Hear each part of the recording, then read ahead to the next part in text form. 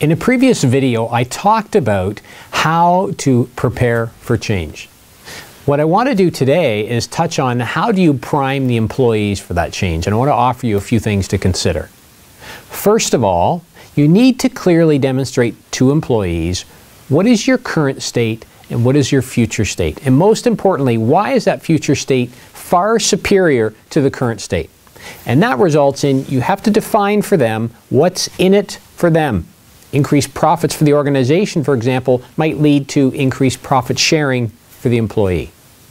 Secondly, when you demonstrate the gap between present and future state, you're going to have some feedback. You want to make sure you listen to that feedback. Collect the feedback, validate the feedback, and where necessary, respond to that feedback. From that, you'll find some tidbits that may impact your change plan. Once you have discussed present state versus future state with your employees, you're going to get feedback.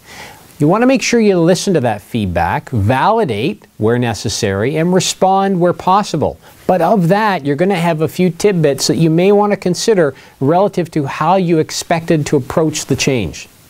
So with that information now, you want to go back and alter your plan.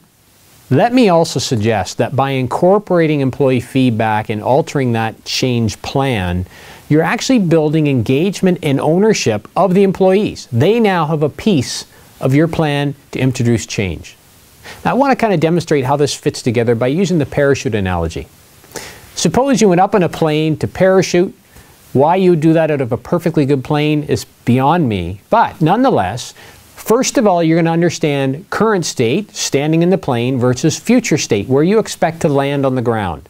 You need to clearly understand that to understand your path, how you're going to get there, when you're going to get there, and what that's going to look like. But when you start to consider that, you're going to have some questions. Is there somebody waiting for me on the ground? Who's going to collect my parachute? What's it going to feel like when I land? That information will be validated and responded to, if necessary, and potentially there may be some changes that will occur in preparation for your landing.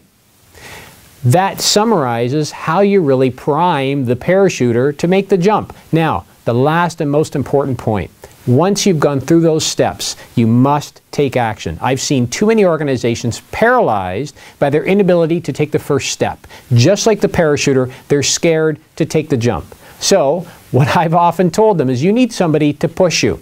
You need somebody to push that parachuter, in some cases, out of that plane because everything is ready, including themselves. So, in your organization, you want to incorporate these steps to prime employees about change, and then you want to push yourself to take the first step because after that, it's clear sailing.